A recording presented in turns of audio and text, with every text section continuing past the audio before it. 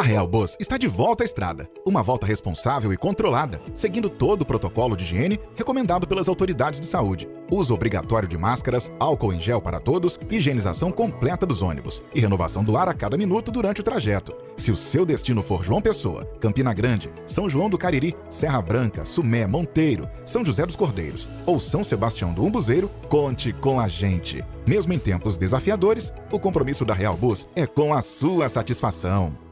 Olá, telespectador do Opção para a Vida. Que alegria estarmos juntos nessa manhã de segunda-feira, hoje 7 de fevereiro, dia do gráfico.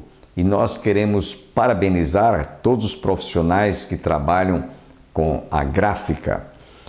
Hoje estaremos ouvindo dentro de instantes a segunda parte de um estudo muito consubstancioso realizado em nosso templo sobre o estudo da Palavra de Deus, realizado aos domingos durante a escola dominical. Inclusive, se você ainda não é matriculado na escola dominical, as inscrições estão abertas. Basta você ir comparecer, a entrada é franca, você não precisa de pagar mensalidade, basta você ir com o seu coração aberto e a sua Bíblia para juntos estudarmos a Palavra de Deus. Lembrando que a Igreja do Calvário está situada às margens do Açude Velho, no início do giradouro da Avenida Brasília. Você está cordialmente convidado. A sua família, temos classe para crianças, para adolescentes, para jovens, para adultos. Então venha juntamente conosco estudar a Palavra de Deus. Nessa manhã estaremos ouvindo, portanto, dentro de instantes, a segunda parte de um desses estudos que nós ministramos. E você também estará ouvindo logo mais a cantora Denise. A cantora Denise vai estar cantando e louvando a Deus pela ocasião do 31º aniversário do programa Opção para a Vida. Ela foi especialmente convidada para estar cantando e louvando a Deus no mês de abril, dia 15 de abril deste ano. Não perca, portanto, e compareça, prestigie o 31º aniversário do programa Opção para a Vida. Queremos também lembrar a toda a comunidade evangélica, principalmente pastores, diáconos, presbíteros, professores de escola dominical, que o Colégio Petrônio, através da nossa irmã missionária Avani, informa que o Colégio Petrônio, em parceria com a UMEB, está dando um desconto especial aos filhos dos irmãos pastores, presbíteros e diáconos. Basta você comprovar que você exerce alguma atividade eclesiástica em sua igreja e o seu filho terá um desconto especial. Você poderá entrar em contato com a irmã missionária Vilma pelo fone 987-56-2106, repetindo, 987-56-2106, horário comercial. Queremos deixá-los agora com a cantora Denise, louvando a Deus com um dos seus belíssimos e inspirados hinos.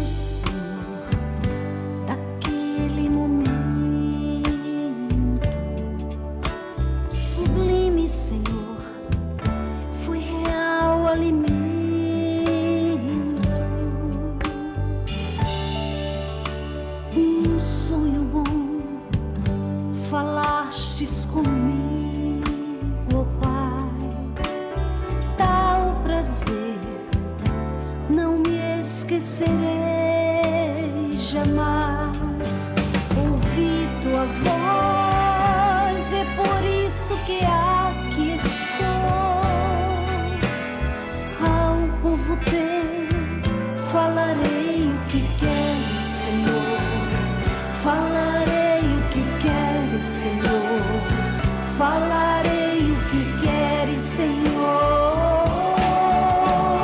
Eu direi o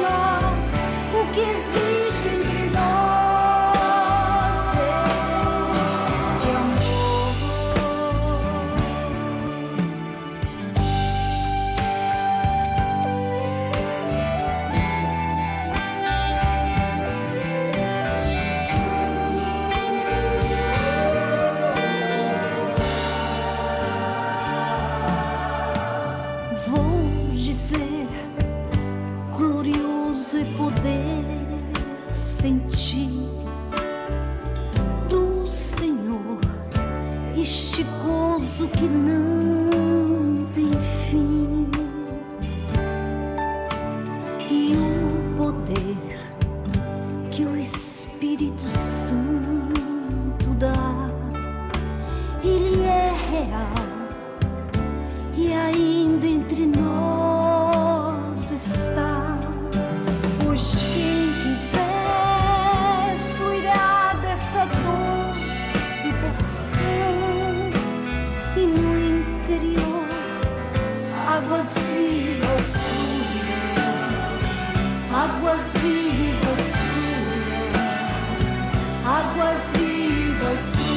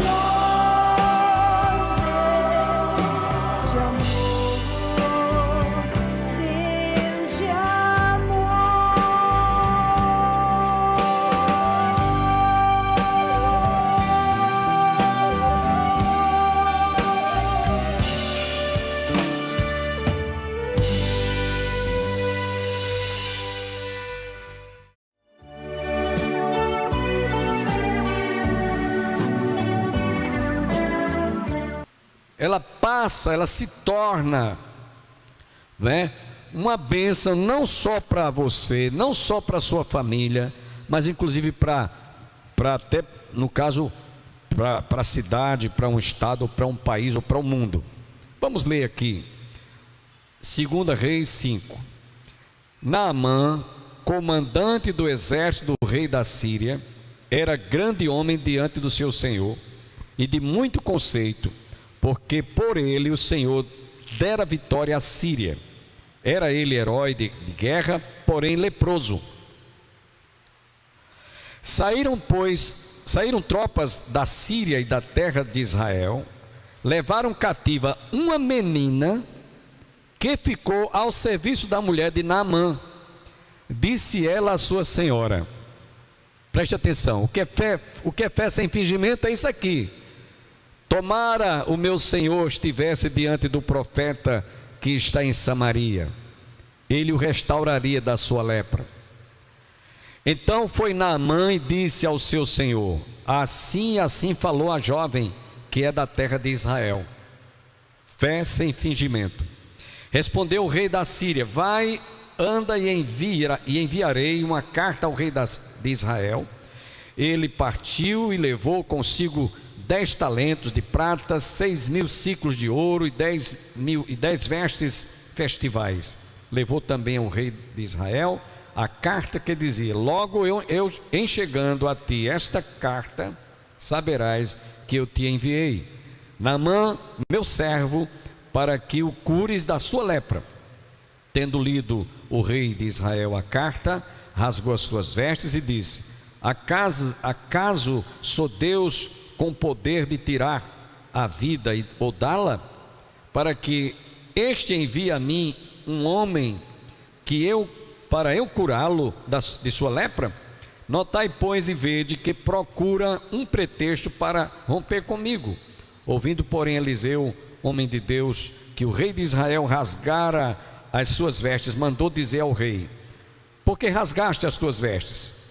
Deixai-o vir a mim, saberá que há profeta em Israel. Veio, pois, Naamã com seus cavalos e seus carros e parou à porta da casa de Eliseu. Então Eliseu lhe mandou uma mensagem, dizendo: vai, lava-te 7 vezes no Jordão, e a tua carne será restaurada e ficarás limpo.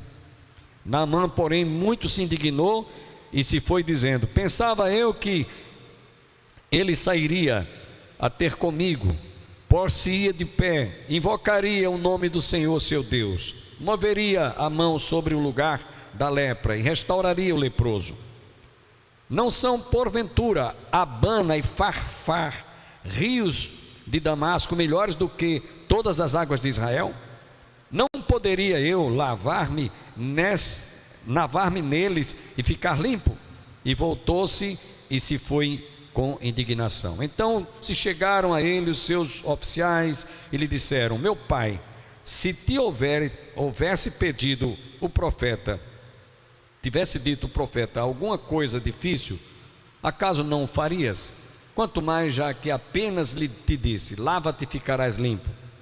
Então desceu e mergulhou no Jordão 7 vezes, consoante a palavra do homem de Deus, e a sua carne se tornou como a carne de uma criança e ficou limpo. Irmãos, veja o que é uma fé sem fingimento de uma menina que citou o nome do profeta Eliseu que estava em Israel. Aquela menina, irmãos, eu não sei quantos anos ela tinha, se tinha 8 anos, 12 anos, era uma menina. Ela veio cativa. Mas essa menina, ela tinha uma fé sem fingimento. Ela aprendera com os seus pais, quando estava lá em Israel, tudo que Deus operara. Eu estou querendo dizer com isso, irmãos, que quando a gente passa para os nossos filhos, quando são crianças, todo o ensinamento, a exemplo de Timóteo, vó Lloyd, sua mãe Eunice, aquilo fica guardado e gravado no banco de dados da sua memória, para jamais ela esquecer. Eu vou contar aqui para vocês algumas experiências que eu tive quando era criança. Eu sou filho de um lar que não era evangélico. Meus pais não eram evangélicos. Mas minha mãe me ensinou algumas coisas que eu não consigo me desvencilhar delas. Eu já falei isso aqui para vocês. Minha mãe dizia assim: meu filho, se você for andando na rua e você vê uma casca de banana na calçada, você vá lá, afaste para o meio-fio. Coisa simples, né? E ela dizia: por quê? Pode ser que alguém desavisadamente, você viu, passe ali, escorrega, quebra a bacia, fratura algum acidente. Então você afaste. Por quê? Pode ser que seja até a sua própria mãe. Pode ser que seja eu, meu filho. Então afaste. Eu não consigo estar andando hoje com quase 70 anos e ver uma casca de banana, uma casca de manga, de laranja no meio. Eu posso estar avexado, eu vou lá e afasto e boto no meio fio. Ela dizia também assim: meu filho, se você for andando e você vê alguém que vai à sua frente e sem a pessoa perceber, caiu do seu bolso algum valor, dinheiro, carteira, você corra, vá lá, pegue a carteira e vá atrás da pessoa. Diz: olha, caiu do seu bolso. A minha mãe ensinou isso. Aí ela dizia assim: agora, se você for andando na rua e você vê uma nota de qualquer valor, R$5, R$10, R$50, está lá, você não viu de quem caiu, quem era a pessoa que perdeu aquele valor, você vai lá discretamente, apanha e guarda, é seu, você achou. Coisa simples que a gente aprendia quando na nossa mais tenra idade. Princípios que são muito difíceis hoje. Então você vai pegar um ônibus, tem uma pessoa idosa, dê um lugar idoso, coisas que hoje não se pratica mais, irmãos. Agora, trazendo isso aqui para a palavra de Deus, eu estou apenas citando exemplos que aconteceram comigo. Eu não era evangélico, mas aprendi isso da minha mãe. Eu não consigo hoje me desvencilhar disso, está aqui na minha cabeça. Não esquece nunca mais, né? Então, Timóteo, como Moisés, como aquela menina que aprendeu tudo aquilo que foi passado para eles na sua mais tenra idade, passou a ser algo prático, passou a ser algo que ficou como como uma lição para o resto da vida, como eu acabei de contar minhas experiências. Pois bem, irmãos, o primeiro passo ou segredo que se deve aplicar em nossos corações para que nós sejamos pessoas que possam se relacionar com Deus, começa com a fé sem fingimento. Esse é o primeiro passo. O segredo está aqui: fé sem fingimento. Nunca mais esqueça disso.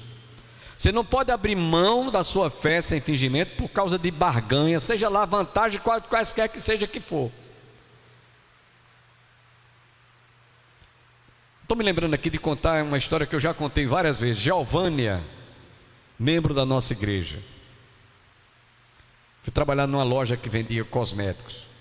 Chegou lá, o proprietário disse: olha, ela trabalhava no serviço de escritório. Se chegar algum telefonema de fulano querendo falar comigo, diga que eu não estou. Que eu não estou. Então Geovânia se converteu. E ela, quando foi a primeira oportunidade que ela recebeu um telefonema, o patrão estava lá. E aí ela já tinha ouvido que não era para dizer. Ela disse: seu fulano, no telefone de Cicrano para o senhor. Diga que eu não estou. Eu não vou mentir, eu agora sou crente, eu sou uma serva de Deus. E se o senhor está aqui, eu não vou dizer que o senhor não está. O senhor não está? Eu vou dizer a verdade. Simplesmente ele disse: bata as contas dessa funcionária, porque ela não serve para ser mais funcionária da loja aqui, da gente. E ela foi demitida. Chegou aqui na igreja e disse: pastor, recebi as contas porque fui dizer ao meu patrão que tinha pedido para que quando ele estivesse eu dissesse que ele não estava na loja, e por isso eu fui demitida, perdi o emprego. Eu digo: irmã, não se preocupe, Deus vai honrar a sua fé. Pouco tempo ela foi para Brasília. Sabe o que é que Deus fez? Fez um concurso lá federal e foi contratada em Brasília.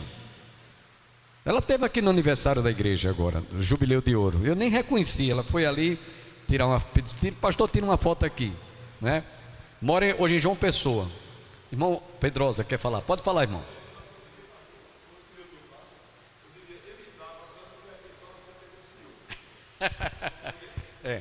Bom, mas vejam, irmãos, o que é uma fé sem fingimento? Não importa se vou ser demitido, se vão me botar para fora, se vão me expulsar. O que está no seu coração, que foi plantado, é a verdade. Então, com certeza, Timóteo aprendera com a sua avó Lóide, sua mãe Eunice, a ser aquilo que realmente ele, como cristão, se relacionava com Deus. Lá em Efésios capítulo 2, versículo 8, diz: pela graça sois salvos mediante a fé, não vem de vós, é dom de Deus. É dom de Deus. A fé é um dom de Deus. E lá em Hebreus 11, verso 1, diz que a fé é a certeza das coisas que se espera e a convicção de fatos que não se veem. Então, quem realmente tem uma fé nesse Deus, uma fé sem fingimento, isso vai ficar gravado para o resto da sua vida. E aí, voltando agora para o texto que nós lemos lá em 2 Timóteo capítulo 3, aí agora a gente vai tentar aqui mostrar para os irmãos. 2 Timóteo capítulo 3, versos 14 a 17. Você há de convir comigo que aquilo que Paulo havia falado para Timóteo nessa epístola, quando ele disse: tu porém permanece. Presta atenção, o verbo permanecer é um presente contínuo, permanece. Tu porém permanece naquilo que aprendestes. Tu porém tens seguido de perto o meu ensino, procedimento, propósito, fé, longanimidade, amor, perseverança. Aliás, estou lendo aqui, verso 14, desculpa, irmão. Porém, eu estava lendo o verso 10, é o verso 14. Tu, porém, permanece naquilo que aprendeste e de que fostes inteirados, sabendo de quem o aprendeste. Que desde a infância sabes as sagradas letras que podem tornar-te sábio para a salvação pela fé em Cristo Jesus. Olha, irmãos, quando Paulo estava falando aqui no capítulo 3, versos 14 e 15 para Timóteo, ele estava mostrando, e verso 16, toda a escritura é inspirada por Deus e útil para o ensino, para a repreensão, para a correção, para a educação na justiça. Verso 17, a fim de que o homem de Deus seja perfeito e perfeitamente habilitado para toda boa obra. Ele está falando aqui que toda a escritura sagrada, ela é inspirada por Deus, verbal e plenariamente. A Bíblia não contém a palavra de Deus, ela é a palavra de Deus.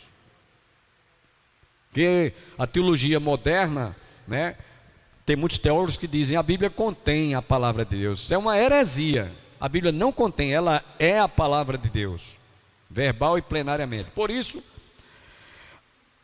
a Bíblia é comparada muitas e muitas vezes a uma bula, a um manual, a um tesouro, que você vai se orientar e vai chegar lá ao destino.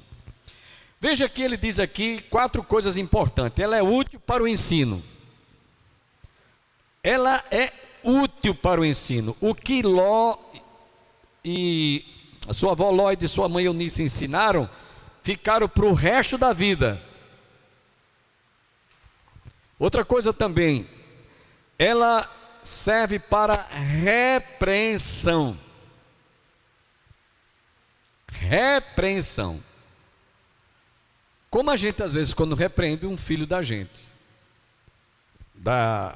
põe de castigo, priva de alguma coisa, para que ele aprenda, né? Aprenda a se corrigir, é correção. E também para a correção, é a terceira palavra que Paulo diz aqui. E a última palavra que ele diz, para a educação na justiça.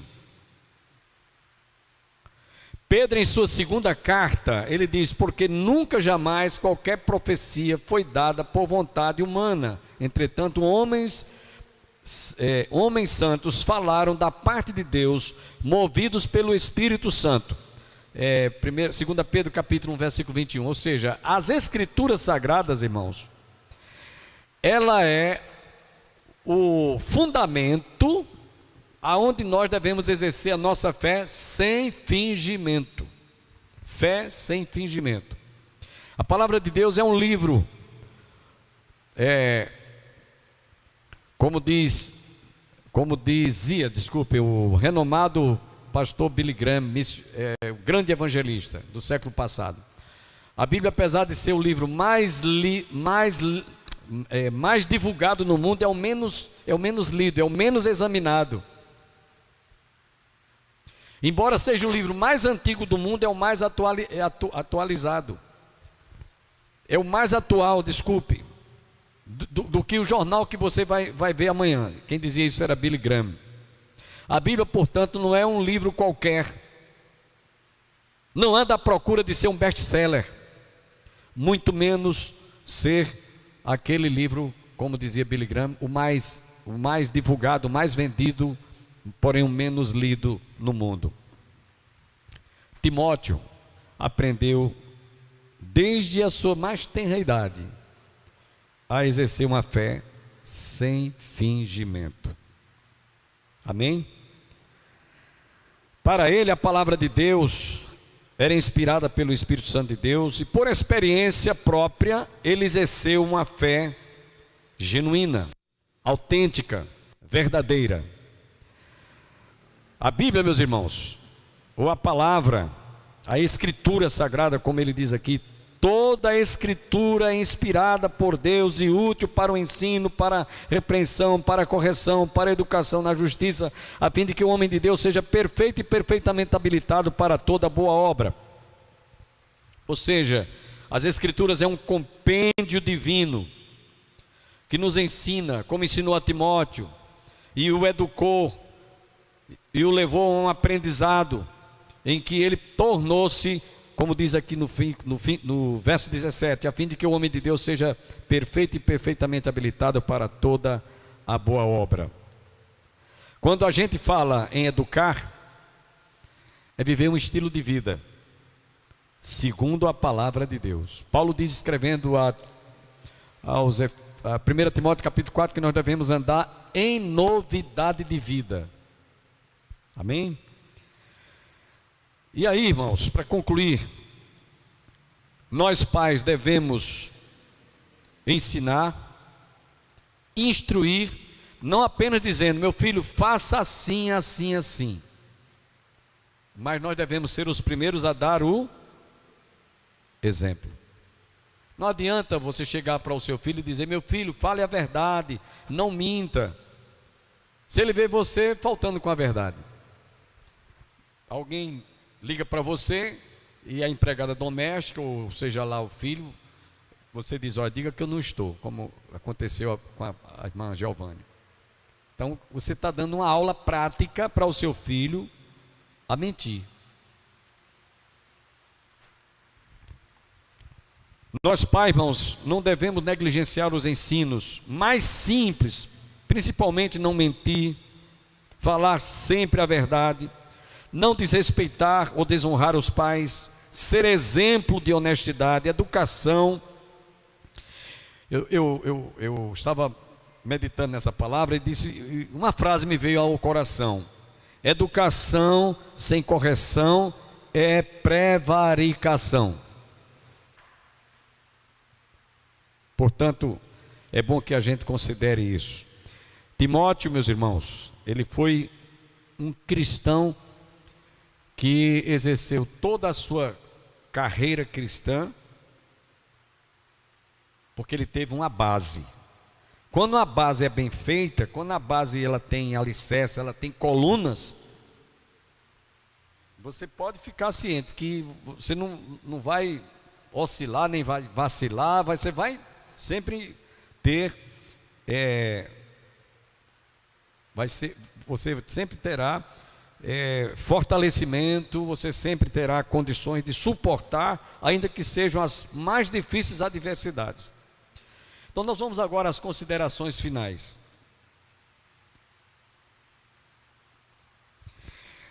Primeiro, são 5 que eu vou citar. Primeiro, devemos nos avaliarmos à luz das Escrituras, como estamos nos relacionando com nós mesmos. Agradeço a você que esteve conosco e esperamos em Deus amanhã ouvirmos a conclusão desta mensagem. Desejamos a todos um dia abençoado, um começo de semana debaixo das bênçãos do Pai, do Filho e do Espírito Santo, e que Deus derrame luz nas decisões que você venha tomar neste dia, porque muitas vezes nós nos deparamos com muitos problemas e com certas adversidades que somente recebendo a iluminação dada por Deus poderemos fazer uma decisão certa no momento certo. Portanto, que Deus abençoe a todos e até amanhã, se Ele assim nos permitir. Amém.